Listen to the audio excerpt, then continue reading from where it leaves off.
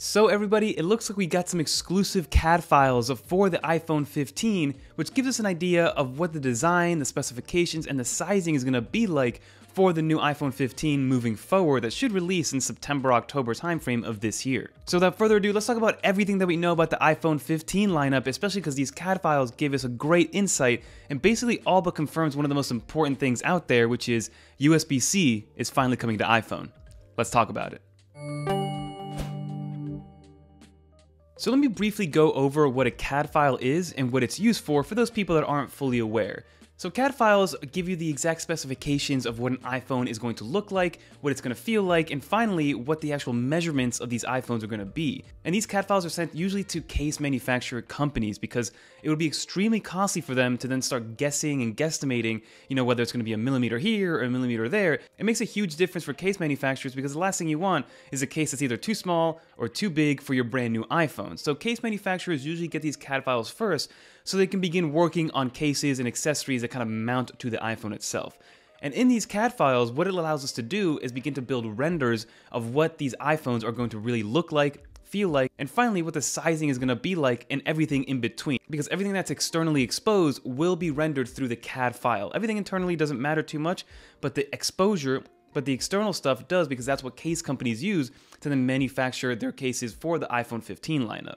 So let's talk about exactly what these renders tell us about the new iPhone 15. So this CAD file is specifically for the iPhone 15 Pro in the 6.1 screen variant. So this is not for a 15 Plus or an iPhone 15, and it's not for the 15 Pro Max or Pro Max Ultra, whatever Apple's going to call their higher end iPhone. So the front of it is going to look relatively identical. So if you're just looking at it from the screen itself, you're still going to have the dynamic island. The one difference is that the actual edges of the screen are going to be ever so slightly slanted or ever so slightly rounded off to match the new side rails, which Apple is kind of evolving into by making them a little bit more curved overall. So from the front side, it won't look too different, but again, like I said, there will be a little bit of a feel difference if you are going caseless, especially because the actual screen is going to waterfall off the slightest bit. I mean, I hope Apple doesn't waterfall it too much because I'm not a huge fan of waterfall displays, but if Apple keeps that waterfall relatively flat, just to make it feel like it's a little bit thinner, then I'm okay with it overall, but I'm excited to see what Apple does with the screen because this is the first time they're doing anything like that.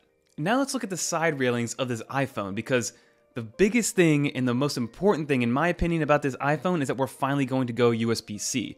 Now there were rumors kind of percolating a little bit that the iPhone needed to go USB-C because of the pressure that the EU put on Apple to go from Lightning to USB-C, but Apple has always found a way to get pushback, and maybe Apple would have kept Lightning maybe for one more year if it wasn't for the EU really pressuring them, because I think the deadline for the EU is actually 2024 or 2025. So if they really wanted to, they could have kept Lightning around for one more year. But it looks like Apple is going to go full USB-C because in the renders that I'm showing you right now, the cutout is exactly for a USB-C and not for a Lightning cable. So this will be the first time that an iPhone will be without a Lightning port since 2012. I know the regular user might be a little bit upset about it overall because they just have their Lightning cable, they plug it in, they don't really deal with USB-C cables at a lot of the time, but a lot of Apple users overall, they've migrated over to USB-C already because all MacBooks charge with USB-C now, or MagSafe, and then also all iPads now go with USB-C except for the 9th generation entry-level iPad. And then the only thing left to go from Lightning to USB-C is some auxiliary accessories like the Magic Mouse, the Magic Keyboard, and the Magic Trackpad. Everything else will be USB-C moving forward, including AirPods, AirPods Max, all that stuff will be coming because the EU is pressuring Apple to get all that done, to have some sort of universality when it comes to these cords. And it also looks like the actual rails are going to be made of some sort of brushed aluminum. So think about what the new design language of the 14-inch and the 16-inch MacBook Pros are like. That's the type of metal that we should be getting around the railings of this new iPhone. And same goes with that curvature. So overall, those MacBooks are relatively boxy, but there is a slight curve. Like, it's not a sharp edge at the very end. It's a little tiny bit of a curve.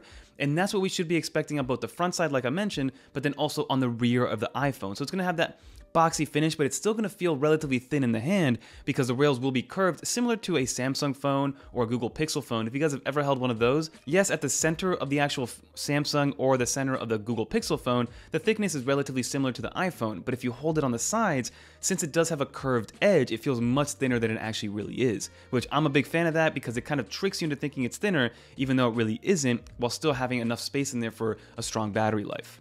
Another interesting thing about this new iPhone design or the CAD file is that on the sides where the volume rocker and that vibrate button are, it looks like we're going to go to capacitive buttons. Now, there have been rumors of this happening, Apple kind of shying away from actual physical buttons that could eventually break, even though they're extremely reliable. I've never had a volume rocker or a power button or a vibrate button or switch ever break on me on an iPhone. You know, knock on wood, I bet you now it's going to break the next day.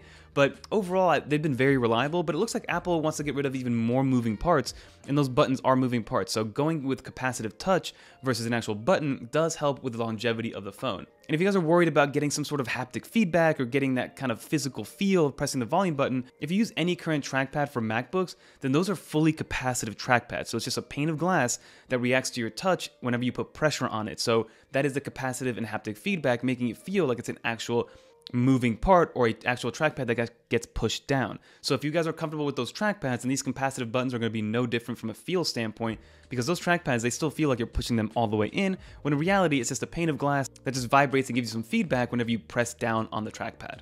And now let's talk about this camera bump, because this camera bump, even though from a footprint standpoint it looks relatively the same, so we're gonna have our 3 sensors, probably that 48 megapixel camera, and then our wide angle and a telephoto lens with the LiDAR and the flash, so that's still all gonna be on the rear of the iPhone 15 Pro, but it looks like they're gonna be bigger sensors overall. They're not only gonna be a little bit bigger in terms of diameter, but they're also gonna be thicker in terms of depth. So if you see this side by side with the 11 Pro, the 14 Pro, and then the 15 Pro render, you can see how far we've come, first off from the 11 Pro, which I remember when I got the 11 Pro, I thought that thing was even crazy to begin with, but now with the 14 Pro and then the 15 Pro is supposed to be even bigger and supposed to protrude out even more compared to the iPhone 14 Pro. So keep that in mind. If you're somebody that maybe doesn't like how big the cameras are, then these iPhones are just going to keep getting bigger to give bigger sensors in there to bring in more light to ultimately give you better video and photo quality. We can't really tell if there's going to be some sort of periscope lens in here quite yet. It doesn't quite look like we're going to be getting that from these renders, but who knows? Maybe Apple for the 15 Pro Max or the 15 Ultra or whatever they call that final large iPhone, that one might finally get an exclusive feature, which is a periscope lens, but that's pure rumor and speculation, and the CAD doesn't really show any periscope kind of ability, periscope hardware, or periscope feature for the 15 Pro. And then finally, from a footprint standpoint, if you look at it from the front again, the bezels are supposed to be a little bit smaller, but still keeping that same 6.1-inch display, which means the actual footprint of the iPhone could be a tiny bit smaller, just by a few millimeters. But if you do come from the 14 Pro and then go to the 15 Pro, you will probably tell the difference that it's a little bit more compact in the hand, which I'm all for. You know, the smaller in my hand, the better. Even though I always go with the Pro Max version, sometimes, you know, you strain yourself trying to reach across the entire phone with your thumb, so having it a little bit smaller, more compact, making it one-handable is always a plus.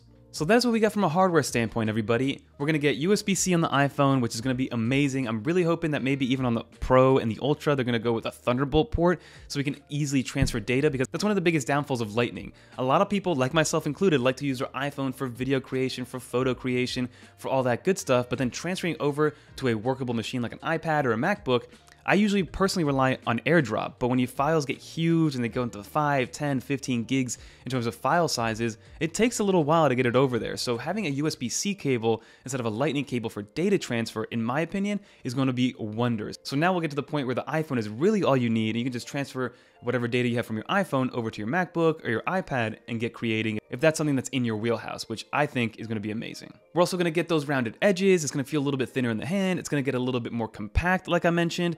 The camera sensors are going to be even bigger than they were before, but still keeping that triple camera array with the LiDAR scanner, which with the LiDAR scanner, I hope they start bringing that more into light, because I know that there are some very good use cases for the LiDAR scanner, but none that really have come into the mainstream or into the mainstream culture. Right now they're used for very niche use cases and for accessibility, which is wonderful, but I would like to see something cool and creative that comes from the LiDAR scanner, because it's been on there since I believe the iPhone 12 now at this point.